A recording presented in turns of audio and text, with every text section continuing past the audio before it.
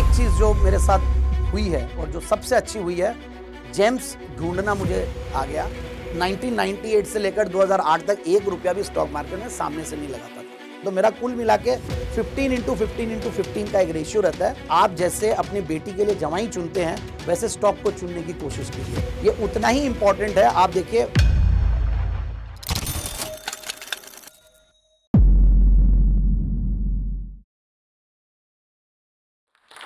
Hello दोस्तों, मैं हूं संदीप जैन, को फाउंडर ट्रेड स्विफ्ट, एक ब्रोकिंग फर्म। सबसे बढ़िया बात यह है कि मैं एक टीवी एनालिस्ट भी हूं और फंडामेंटल्स पे मैं अलग चैनल्स पे, बहुत सारे चैनल्स पे बात करता हूं, अलग अलग सोशल मीडिया पे बात करता हूं। और जेम्स, हैशटैग जैन साहब के जेम्स, एक मेरा सीरीज चलता है जो कि जी बिजनेस पे मैं एक्सक्लूसिव पैनलिस्ट भी हूं, जो कि काफ़ी लोग फॉलो करते हैं। और आज मैं मेरी एक जर्नी शेयर करूंगा कि कैसे मैं यहां तक पहुंचा और क्या क्या मुझे फेस करना पड़ा पूरी जिंदगी में, एंड हाउ। और स्टॉक मार्केट में जो मेरा इंटरेस्ट जगा, मैं एक चीज अब मेरी स्टोरी में स्टॉक मार्केट की एंट्री के बारे में बताना चाहूंगा। एक समय था, क्लास 11 में जब मैं था, तो मेरी मम्मी ने मुझे 20,000 रुपए दिए और शेयर बाजार में उस टाइम पे हर्षद मेहता का धूम मचा हुआ था और हर आदमी शेयर की बातें कर रहा था। और मैंने भी शेयर मार्केट में पैसा लगाया। और जो खराब बात हुई कि मैं बिना रिसर्च के पैसा लगाया, किसी के कहने पे लगाया। बट फॉर्चुनेटली और अनफॉर्चुनेटली मैंने उसमें 2-3 हजार रुपए कमाए। 180 रुपए में मैंने रिलायंस लिए थे और 205 रुपए में बेचे, तो वो कमाई हुई थी। फिर जब मैं बॉम्बे में गया, बॉम्बे में जब मैं एडमिशन हुआ मिठीबाई कॉलेज में, और मेरी मम्मी ने मुझे एक अच्छी खासी रकम दी। और उनका लॉजिक देखिए, मैं बताना चाहूंगा कि लॉजिक क्या था कि आगे के 5 साल तुम बॉम्बे रहने वाले हो, 3 साल बीकॉम और 2 साल एमबीए करोगे, तो जितना खर्चा तुम्हारा 5 साल में होने वाला है मंथ वाइज, अगर 60 महीने होते हैं, तो मैं तुम्हें कैपिटल देती हूं और इस कैपिटल को तुम कोशिश करो कि अच्छे से इन्वेस्ट करें, इन्वेस्टमेंट सीखें, आईपीओ मार्केट्स में पैसा लगाएं और आईपीओ में ही लगाओ, सेकेंडरी मार्केट्स में नहीं लगाओ। उन्होंने वो भी लर्निंग दी थी कि सेकेंडरी मार्केट्स में अगर एक्टिवली मार्केट्स में आओगे तो शायद पैसे बनाने के चक्कर में पढ़ाई से कहीं ना कहीं फोकस खत्म हो जाएगा। तो इसलिए मैंने आईपीओ मार्केट से शुरू किया और आईपीओ में उस टाइम पे धूम मची हुई थी। इनफैक्ट 4,000 आईपीओ 1994 से लेकर 1996 तक आईपीओ आए थे और उनमें बहुत सारे आईपीओ की क्वालिटी बहुत ही घटिया और बहुत ही खराब कंपनी आई थी। फ्लाई बाय नाइट ऑपरेटर्स उनको कहते थे। कई कंपनियां थी भी नहीं और वो आईपीओ ले आए। कई अगर कंपनियों की ऑफिसेज जाएं तो वहां फाइल्स पे धूल लगी हुई है, ताले लगे हुए हैं। और मैं कई कंपनीज जिनमें मैंने इन्वेस्ट किया था, वो कंपनियों को मेरे को विजिट करने की एक आदत थी। अगर मैं चर्च गेट जा रहा हूं तो चर्च गेट के रास्ते में या चर्च गेट के आसपास कोई अगर 2-3 कंपनियां जहां मैंने इन्वेस्ट किया, मैं उनमें जाके विजिट करके आता था। तो मेरा एक वो रिसर्च का एक वो जुनून था शुरू से ही और मुझे बहुत मजा आता था कि अच्छा, मैं ये कंपनी की ऑफिस को देख लिया, आज इस कंपनी का डेटा पढ़ना है। ये शुरू से एक थी हैबिट में। और जब मैं आईपीओ में पैसा लगाया तो शुरू के दिनों में मुझे अच्छा फायदा हुआ। मतलब 1994 से लेकर 95 तक बहुत बढ़िया फायदा हुआ। फिर एक मैंने बहुत बड़ी गलती की और वो गलती जो थी उसने ऐसा डेंट पहुंचाया पूरे मेरे पर्सनालिटी पे, पूरे मेरे फाइनेंशियल बैलेंसेस पे कि सुनोगे तो आप लोग भी घबरा जाओगे। और मैं वो बताना चाहता हूं कि ये गलती नहीं करनी है। फिर मैं 95 में एक ऐसा समय आया कि मुझे लगा आईपीओ में मजा नहीं आ रहा, अलॉटमेंट भी नहीं आता, थोड़ा बहुत पैसा बनता है। और हालांकि पैसा भी अच्छा खासा बना, 1.5-2 लाख रुपए, 5 लाख पे मैंने 2 साल में, 1.5 साल में बनाया। फिर मैंने और थोड़ी बड़ी छलांग लगाने की कोशिश की और उस बड़ी छलांग के चक्कर में, वो कहते हैं ना कि चौबे जी बनने गए थे, छबे जी बन के रह गए दुबे जी, वैसा कुछ हुआ। मैंने मेरे एक रिलेटिव के यहाँ पे आईपीओ की फाइनेंसिंग का काम था, उनका रिलेटिव का, उनके यहाँ पे मैंने बोला कि मेरे को भी आपके थ्रू एप्लीकेशन लगानी है। और आप विश्वास नहीं करेंगे, 3% ब्याज पे वो आईपीओ की फाइनेंसिंग होती थी। 3% ब्याज किसे कहते हैं? 3% ब्याज को बीट करना बहुत डिफिकल्ट है। जैसे कि आज हम ऑप्शंस खरीदते हैं तो 3 से 4% कॉस्टिंग आती है, वैसे उस आईपीओ में 3 से 4% की कॉस्टिंग आती थी। और जब मैंने वो लगाया तो कई बार ऐसा हुआ कि जो अच्छे आईपीओ होते थे उसमें तो अलॉटमेंट आता नहीं था, जो कि आज भी ऐसा ही होता है, ओवर सब्सक्राइब होते हैं। और जो खराब आईपीओ थे उसमें वो लोग 10 रुपए की जगह पे पार्ट पेमेंट लेते थे 2.5 रुपए। तो 10 की जगह जब 2.5 लेते तो आप लियर्ड होते हो कि आप और पैसा लगा दो। तो मैंने एक तो ओवरऑल वैसी फंडिंग ले रखी थी और 10 रुपए की जगह पे 2.5 रुपए देने हैं। तो इतना सारा अलॉटमेंट्स आ गए एक टाइम पे कि मेरे सारे जो पैसे थे, पैसे भी मेरे भी नहीं थे, मैंने फंडिंग ले रखी थी, तो वो एक समय आया कि 10 से 15 लाख रुपए के कचरे मेरे पास भर गए और वो 10 से 15 लाख के कचरे आज तक भी नहीं सल्टे और सेकेंडरी मार्केट्स में भी घुसा और सेकेंडरी मार्केट्स में मैंने बहुत सारे इधर उधर तेजी मद्दी पेनी स्टॉक्स जितने खराब काम एक रिटेल इन्वेस्टर कर सकता वो सारे काम मैंने किए और मैं हर चीज को इतना हार्डर वे में सीखा हूं। मुझे बहुत अजीब लगता है कि मैं क्यों उस टाइम पे मुझे कोई मेंटोरिंग नहीं मिली, क्यों मैं उस टाइम पे अच्छे से पढ़ाई नहीं किया, क्यों मैं सीख के इस मार्केट में नहीं आया। तो उस समय मैंने ऊंधा बदला सुंधा बदला होता था, एफएनओ नहीं होता था। तो मैंने आईटीसी में एक दिन मेरी पोजीशन ऐसी थी कि मैं जिस दिन मद्दी में शॉर्ट कर रखा था उस दिन आईटीसी में तेजी आ रखी थी, ऊपर का सर्किट लगा हुआ है। जिस दिन मैं बाइंग कर रखा था तो उस दिन सेलर सर्किट लगा था। तो 2 दिन में मैंने ऑलमोस्ट 7 से 8 लाख रुपए आईटीसी में खो दिए। आईपीओ में अलग लॉस, आईटीसी में अलग लॉस और कई पेनी स्टॉक्स का एक पूरा पिटारा मेरे पास जमा हो गया। ये हो गया 1996 तक की बात है। 96 टू 98 उस समय पे भी मैं बहुत एग्रेसिवली स्टॉक मार्केट की ट्रेडिंग करता था। तो first year of my MBA I wasted in a way. मैं दिन भर खाली स्टॉक मार्केट की सोचता था। मैं लेक्चर्स होते थे उस दौरान मैं स्टॉक मार्केट की बातें कर रहा हूं। मैंने वहां से लेसन्स लिए नहीं ठीक से और मैं ट्रेडिंग करता गया और ऐसा समय आया एक टाइम 1997 की बात है और 98 बिगिनिंग मेरे टोटल लॉसेस स्टॉक मार्केट के करीब 25 से 30 लाख रुपए हो गए। तो जितना मैंने पैसा बनाया, जितना सब कुछ किया और उस समय वो कैपिटल बहुत बड़ी थी, बहुत बड़ी कैपिटल थी। मुझे नहीं पता क्या हुआ क्या नहीं हुआ, बट वो सारे पैसे जीरो हो गए। उस समय एक ऐसा आया, एक ऐसा मोड़ आया 1998 अप्रैल मई की बात है। मार्केट्स में भी लॉसेस लगे। हालांकि मेरा एमबीए अच्छा चल रहा था क्योंकि मैंने सेकेंड ईयर में कुछ एक ऐसे समर ट्रेनिंग और प्रोजेक्ट्स किए और लकीली मैं रमेश दमानी जी के पास पहुंचा। तो रमेश दमानी जी ने मुझे बहुत राह दिखाई। मैं उनको एक तरीके से मेरे द्रोणाचार्य मानता हूं, मैं उनका एकलव्य हूं और मैंने उनसे बहुत सीखा और उन्होंने एक चीज बहुत अच्छी समझाई, Sandeep, investing is an art, it is also a science and it's a very beautiful thing. इसको आप ऐसे हल्के शेयर्स में, कचरे शेयर्स में, पेनी स्टॉक्स में पैसा लगा के आप इसको वेस्ट मत कीजिए। और वो बहुत जबरदस्त वोराशियस रीडर जिसको कहते हैं, इतने सारे न्यूज़पेपर्स, वर्ल्ड के कौन से न्यूज़पेपर वो नहीं पढ़ते थे। तो उनसे एक चीज सीखने को मिली कि न्यूज़पेपर तो पढ़ना ही है और तब मैं भी पढ़ता था। मैं इकोनॉमिक टाइम्स आज क्लास 11 से पढ़ते हुए आ रहा हूं।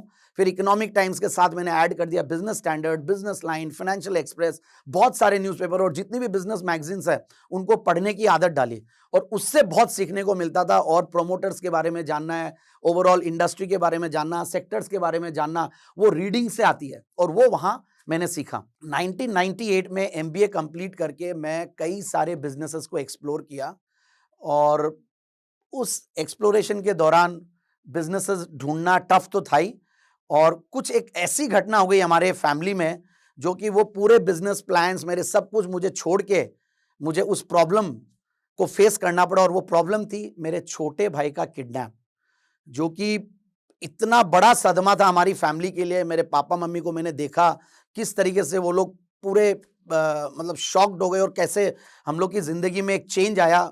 मैं बहुत शॉक था, बहुत दुखी हो गया। 18 दिन तक जब आपका छोटा भाई किडनैप्ड है और रैंसम वो लोग मांग रहे हैं, वो लोग नेगोशिएट करते हैं कि आप आज पैसा दोगे तो इतने में छोड़ देंगे। फिर बोलता चलिए 20% डिस्काउंट, 15% डिस्काउंट। उन्होंने मजाक बना दिया था किडनैप को। और ऐसा समय है कि 18 दिन बाद हम लोग मैनेज कर पाए, नेगोशिएट करके। मेरी मम्मी जब उनके सामने गिड़गिड़ाई तब वो लोग छोड़े। मेरे चाचा जी, मैं, मेरी मम्मी, हम लोग सब गए, जैसे तैसे करके छुड़वा के लाए। तो मेरे ब्रदर को इतना दुख लगा कि पापा मम्मी ने भैया के लिए पैसे रखे और कैपिटल थी मेरे बिजनेस के लिए और वो कैपिटल चली गई किडनैप में। एक चीज अच्छी थी कि मैंने जब इतने हार्डशिप्स देखे, इतने टफ टाइम्स देखे, मजबूत तो बहुत हो गया था मैं और मुझे हारना नहीं आता था। ये चीज पक्की है, कुछ भी हो जाए हारना नहीं है। और मार्केट्स में भी ऐसा ही ये एक चीज आई। ऐसा हुआ नहीं कि वहां से सीखने के बाद मैं पूरा जीतने लग गया, फिर वापस से हार बहुत सारी हुई है, वो भी मैं बताऊंगा आपको आगे।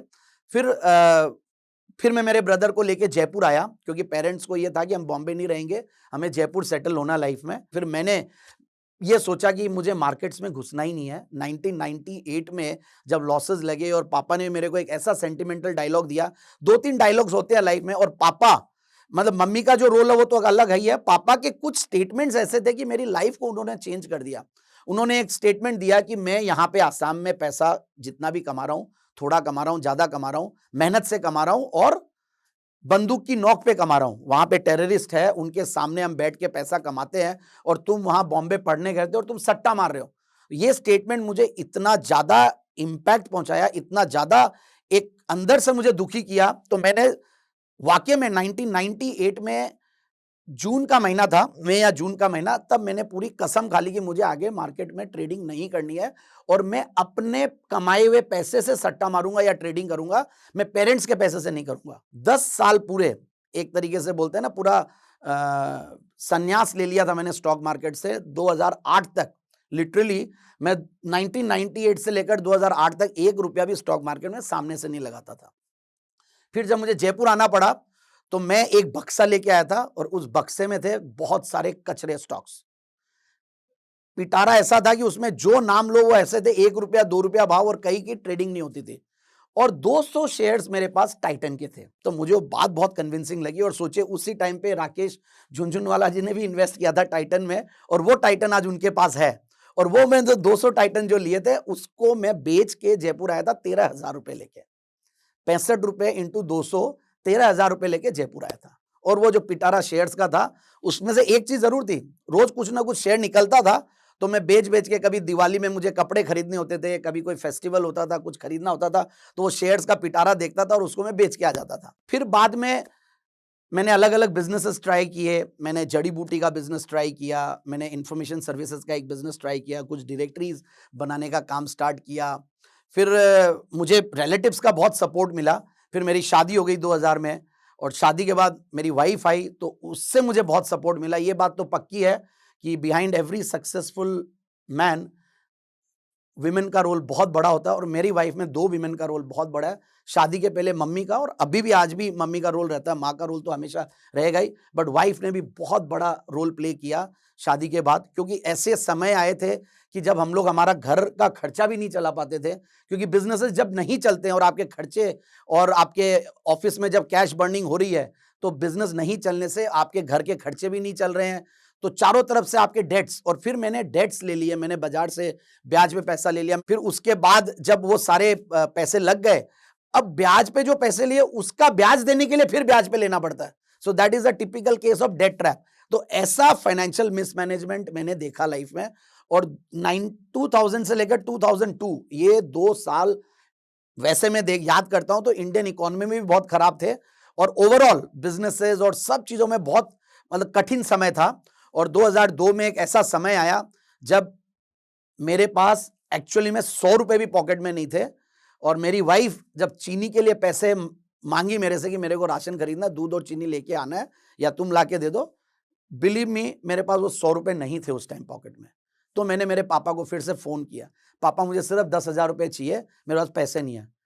एंड पापा started crying on the phone, बोलते कि तुम एक काम करो, जयपुर छोड़ो, आसाम फिर से आ जाओ, मेरे साथ रहो, मेरे साथ बिजनेस करो। बट जैसा कि मैंने कहा, पापा के कुछ स्टेटमेंट्स ऐसे होते हैं, वो स्टेटमेंट्स लाइफ को चेंज करते हैं। इस बार ये स्टेटमेंट था जो लाइफ को चेंज किया। एंड मैंने बोला कि नहीं, नथिंग डूइंग, मुझे असम नहीं जाना है, मैं हारूंगा नहीं, मुझे यही करना है, मुझे जो करना है मैं अपने दम पे करूंगा। ये सोच और ये जुनून मेरे में था। और मैं फिर से ऐसा एक उस समय क्या सोच आई कि जब ज्वेलरी बिक रही है आपकी, ईएमआई देने के लिए मैंने जब एंगेजमेंट रिंग बेची मेरी वाइफ ने, तो that was again a very painful moment for me. तो फिर मुझे लगा कि नहीं यार संदीप, कुछ तो करना पड़ेगा, कुछ something is going wrong in a very big way, कुछ पूरी रीस्ट्रक्चरिंग करो अपने आप की। फिर मुझे समझ में आया, ये कुछ भगवान अपने आप रास्ता दिखाता है कि आप ऐसे कोई बिजनेस में घुसो। और जो मैं हर्ब्स का बिजनेस की बात कर रहा हूं वो भी मेरे को बंद करना पड़ा क्योंकि वो कैपिटल इंटेंसिव बिजनेस था। तो एक ऐसा रास्ता दिखाया कि you have got a personality, तुम अच्छे पढ़े लिखे हो, तुम कुछ ऐसा काम करो जहां पे तुम तुम्हारी ह्यूमन कैपिटल को लगाओ। तुम पैसे वाली कैपिटल की बात मत करो, तुम ह्यूमन कैपिटल लगाओ। तो मुझे वो बात क्लिक कर गई, वो दिमाग में खुद ही आई मेरे और वो क्लिक कर गई। Yes, now I will use my personality and I will try to encash on this. फिर मैंने धीरे धीरे आईसीआईसीआई डायरेक्ट का एक मेरे पास असाइनमेंट आया, एक अच्छा डेटाबेस मैंने क्रिएट किया जयपुर में जो डीमैट अकाउंट होल्डर्स, और उस टाइम पे डीमैट अकाउंट होना एक स्टेटस सिंबल से कम नहीं था क्योंकि 2002 में डीमैट अकाउंट्स इतने नहीं हुआ करते थे और लाखों में होते थे। और अब तो आज तो 10 करोड़ डीमैट अकाउंट्स इंडिया में हैं। एक अलग ही फेज में हम लोग चल रहे हैं और ये तो और भी बढ़ने वाली है ये चीज़। तो उसके बाद आईसीआईसीआई डायरेक्ट के सक्सेस के बाद मैंने फ्रेंचाइजिंग के ऊपर देखा कि मुझे कहीं ना कहीं जो आज पैसा बाजार और बैंक बाजार है, वैसा मैंने एक टेलीफोनिक सुपरमार्केट, फाइनेंशियल सुपरमार्केट, और टेलीफोन नंबर भी मैं 2221234 एक ऐसा नंबर लिया और उसके बाद हम लोगों ने फाइनेंशियल सुपरमार्केट खोला। 50 जनों की हम लोगों ने टीम खड़ी कर ली within 6 months and we started making good money. Even मतलब 5-5, 6-6 लाख रुपया की कमीशन आने लग गई थी। फिर समझ में आया कि नहीं, ये बिजनेस रोज खोदो और पानी निकालो, कब तक चलता रहेगा। कुछ ऐसा करना पड़ेगा कि हमें आगे और बढ़ने के लिए ऑटो मोड पे पैसा है। तो मेरे पार्टनर को और मुझे हमेशा ये चीज थी कि हमें कोई भी बिजनेस करना है तो वो ऑटो मोड पे होना चाहिए, then that is a business. अगर वो नहीं है तो फिर वो सेल्फ एम्प्लॉयमेंट है। तो ये चीज समझ में आई, तो हमें ICICI direct as a business हमें बहुत प्रॉमिसिंग लगा, क्योंकि आईसीआईसीआई डायरेक्ट में एक जो सबसे बढ़िया चीज थी, हम लोग वो लोग टर्मिनल्स देते थे। आज जो हम ऑनलाइन टर्मिनल की बात कर रहे हैं, हर मोबाइल पे आज हम ट्रेडिंग की बात कर रहे हैं, उस टाइम पे उन्होंने 2002 में ऑनलाइन टर्मिनल दिया था और हमारा एक क्लाइंट था, उससे बहुत बड़ी ब्रोकरेज हमने आईसीआईसीआई डायरेक्ट को कमा के दी। 50-60 लाख रुपए की ब्रोकरेज एक ही क्लाइंट से आई। हालांकि उस क्लाइंट का बाद में समझ में आया कि वो जो ब्रोकरेज था वही टोटल लॉस था, और उसके बाद हमें जो शेयरिंग मिली वो सिर्फ 20% की थी। तो लगा कि ये तो बहुत बड़ा शेयर आईसीआईसीआई डायरेक्ट ले जा रहा है और हमारे पास कुछ नहीं आ रहा है, तो हमें भी कोई दिन ब्रोकर बनना है।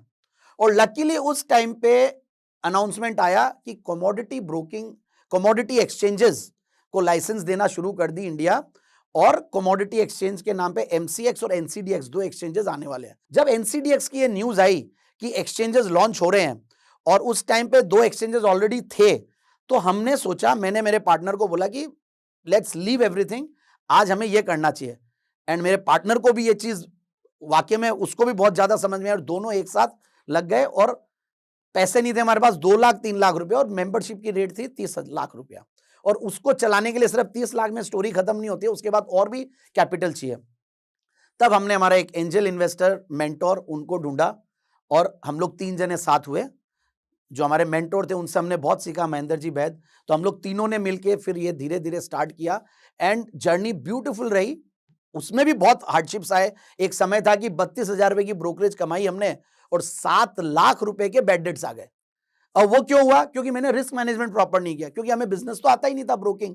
फिर करते करते वो भी सीखा, तो हमने बोला कि अब हमें कोई क्लाइंट नहीं बनाना नया, ताला लगाओ टर्मिनल पे और पहले वो पैसा उठा के लाओ। तो फिर वो वैसा किया। फिर करते करते रास्ते मिलते गए, फिर एनसीडीएक्स, फिर एमसीएक्स, फिर एनएसई, फिर बीएसई, फिर 2005 में कमोडिटीज में we became the blue eyed boy. मतलब बहुत मुझे अपॉर्चुनिटीज मिली, और एक्सचेंजेस के भी नजरों में आने लगे, क्योंकि पढ़े लिखे लोग होते हैं, एमबीए होते हैं, तो उनको फायदा भी बहुत मिलता है। कहीं ना कहीं आप स्टैंड आउट करते हो, सीए एमबीए सबको बहुत फायदा मिलता है। तो ये मुझे भी वैसा ही फायदा मिला, और ब्लू आइड बॉय बन गया इंडस्ट्री का। और कहीं ना कहीं उससे टीवी पे भी आने लगा। मैं 2005 में मैं मेंथॉइल के ऊपर जी बिजनेस पे, सीएनबीसी आवाज पे आने लगा। फिर 2010-11 तक कंटिन्यूअसली, 2012 तक कमोडिटीज पे बहुत फोकस थे। बट एक समय आया, अगेन मुझे अकेले बैठे बैठे एक वापस से आया कि नहीं, ये चीज भी कहीं ना कहीं यहाँ पे इतने इश्यूज हो रहे हैं, ड्यूटीज और सीटीटी वगैरह लगने के बाद वॉल्यूम्स कम हुआ, तो हमें इक्विटी पे फोकस करना चाहिए। और उसी समय 2012 में मेरा एक सीरीज चलता था, again thanks to Anil ji, jackpot बोल के शेयर्स हमारे एक चलते थे, और वो बहुत क्लिक कर गए, बहुत ज्यादा अच्छे चलने लग गए। अच्छी रिसर्च के बाद लाया, और मैं धीरे धीरे रिसर्च पे और अपने आप को इन्वॉल्व किया, और बहुत स्टडी करने लगा, रिसर्च करने लगा, पढ़ाई की। और उसके बाद जो समझ में आया कि यही मेरा फ्यूचर है, मुझे रिसर्च पे फोकस करना है, और मुझे आगे भी क्लाइंट्स अगर पैसा बनाएंगे तो हमारा बिजनेस ऑटोमेटिकली बढ़ेगा, हमारा एयूएम बढ़ेगा, और ऑटोमेटिकली वर्ड ऑफ माउथ से क्लाइंट्स भी मिलेंगे। तो सबसे पहले सीखना बहुत जरूरी है, फंडामेंटल रिसर्च और टेक्निकल रिसर्च हम लोगों ने क्लाइंट्स को सिखाना शुरू किया। मेरी पूरी इन्वेस्टिंग और प्रोफेशनल जर्नी में एक चीज जो मेरे साथ हुई है, और जो सबसे अच्छी हुई है, जेम्स ढूंढना मुझे आ गया। जेम्स जो आजकल आप लोग जैन साहब के जेम्स देखते हैं, हैशटैग जैन साहब के जेम्स, वो कैसे मैं ढूंढता हूं, वो आज मैं आपको इस वीडियो के माध्यम से बताना चाहता हूं। देखिए, जेम्स ढूंढने के तरीके मेरे थोड़े अलग हैं। मैं फंडामेंटल्स और टेक्निकल्स को दोनों को मिक्स करता हूं। फंडामेंटल्स में करीब 15 क्राइटेरिया है जो मेरे लिए बहुत इंपॉर्टेंट है, और टेक्निकल्स में 5 क्राइटेरिया है जो कि बहुत इंपॉर्टेंट है, और दोनों को मिक्स करके फिर हम करते हैं। सो कुल मिला के अगर एक लाइन में कहा जाए तो fundamentally strong stocks and technically timed. Technicals को यूज करना है टाइमिंग के लिए और फंडामेंटल्स को यूज करना है स्टॉक सिलेक्शन के लिए। अब फंडामेंटल्स में सबसे पहले जो देखना होता है, फंडामेंटल्स में हम लोग एक बात और कहते हैं कि स्टॉक को चुनने के लिए आप जैसे अपनी बेटी के लिए जवाई चुनते हैं वैसे स्टॉक को चुनने की कोशिश कीजिए। ये सुनने में थोड़ा अलग लगता है बट इंपॉर्टेंट है, ये उतना ही इंपॉर्टेंट है। आप देखिए जैसे हम घराना देखते हैं तो वैसे हम यहाँ पे भी आप प्रोमोटर्स का बैकग्राउंड देखते हैं। प्रोमोटर्स का बैकग्राउंड बहुत इंपॉर्टेंट है। फिर आपको कॉर्पोरेट गवर्नेंस देखना पड़ता है कि प्रोमोटर्स की कॉर्पोरेट गवर्नेंस की तरफ कैसा रुझान है। फिर हम बैलेंस शीट में आते हैं तो बैलेंस शीट में जो सबसे इंपॉर्टेंट है वो रिटर्न नंबर्स देखते हैं, return on capital employed, return on equity. फिर हम आते हैं कि कंपनी डिविडेंड देती है या नहीं है, तो डिविडेंड का पे आउट रेशियो क्या है, डिविडेंड का यील्ड क्या है। फिर हम देखते हैं कि प्रॉफिट की और सेल्स की कैगर ग्रोथ रेट क्या है, कंपनी कम से कम 15% से ज्यादा ग्रो कर रही कि नहीं कर रही, क्योंकि आप देखिए जीडीपी इंडिया की 8-9% की होती है। फिर आपके इन्फ्लेशन का है 6-7%। तो इस तरीके से अगर 15-20% के लगभग की अगर ग्रोथ नहीं होती है कंपनी में तो आगे बहुत बड़ा पैसा नहीं बनता। तो मेरा कुल मिला के 15x15x15 का एक रेशियो रहता है, मतलब 15 का पी मल्टीपल में देखता हूं कि 10-15 के पी मल्टीपल का स्टॉक हो, उससे ऊपर भी हो तो ऐसा नहीं है कि वो नहीं चुनेंगे हम। 15% की कैगर रहनी चाहिए और रिटर्न ऑन कैपिटल एम्प्लॉयड और रिटर्न ऑन इक्विटी जो है वो भी 15% के लगभग रहना चाहिए। तो इस तरीके से हम सेल्स की कैगर, प्रॉफिट की कैगर और ओपीएम्स, ऑपरेटिंग प्रॉफिट मार्जिन अब देखते हैं। तो नेट प्रॉफिट मार्जिन और ऑपरेटिंग प्रॉफिट मार्जिन बहुत इंपॉर्टेंट है, क्योंकि अगर ऑपरेटिंग प्रॉफिट मार्जिन अच्छे नहीं होते हैं तो फिर आपकी प्रॉफिटेबिलिटी और ये सब भी नहीं बैठेगी। तो ये सारे फंडामेंटल्स देखने के बाद 15 करीब क्राइटेरिया ऐसे हैं। फिर आपको क्वार्टरली रिजल्ट्स को मैच करना होता है कि हर क्वार्टर में कंपनी कैसा परफॉर्म कर रही है। उसके बाद हम टेक्निकल्स पे आते हैं। अब टेक्निकल्स में देखते हैं कि डेमास को मैं बहुत देखता हूं, डेली एक्सपोनेंशियल मूविंग एवरेजेस, 200 डेमा, 100 डेमा, 50 डेमा, 20 डेमा, 10 डेमा, ऐसे करके। फिर हम एक सुपर ट्रेंड एनालिसिस करते हैं, एक ट्रेंड लाइन ड्रॉ करते हैं। फिर हम लोग आरएसआई देखते हैं, एमएससीडी देखते हैं। इस तरीके से एक पूरे 5 टेक्निकल पैरामीटर्स और 15 करीब फंडामेंटल पैरामीटर्स, दोनों को मिक्स करके फिर वो स्टॉक निकलता है और ऐसे बनता है जेम। और एक बात और कहूं मैं, जेम बनाने पड़ते हैं, ढूंढने पे नहीं मिलते हैं। आपको अच्छी कंपनी में इन्वेस्ट करना होता है। 26% से अगर आपकी कैपिटल ग्रो करती है, एक बहुत बड़ा मंत्र मैं बता रहा हूं, 26% से अगर आपकी कैपिटल हर साल ग्रो करती है तो 10 साल में आपका पैसा 10 गुना हो जाता है, 20 साल में आपका पैसा 20 गुना होता है और 30 साल में आपका पैसा 30 गुना होगा। तो कुल मिला के हमें जो स्ट्राइव करना, हमें जो कोशिश करनी है कि हमारी कैपिटल 26% से ग्रो हो। अब 26% से ग्रो करना इतना मजाक की बात नहीं और छोटी बात नहीं है, हम भी नहीं कर पाते हैं, एक्सपर्ट्स भी नहीं कर पाते हैं। तो अगर 18-20% भी अगर हम कर पाते हैं तो वो भी बहुत बड़ा कंपाउंडिंग में ऐड करेगा। तो यही है कि आप पेशेंस रखें, डिसिप्लिन इन्वेस्टिंग करें और बोरोड मनी से इन्वेस्ट नहीं करें। इट इज वेरी इंपॉर्टेंट कि नेवर बोरो टू इन्वेस्ट। तो ये सारे प्रिंसिपल्स को फोकस में रखें, ध्यान रखें, आपका पैसा बनेगा, निश्चित है कई सारे जेम्स निकलेंगे। सो कंटिन्यूअसली डिसिप्लिन इन्वेस्टिंग करते जाइए लाइफ में। Thank you so much for the patient here.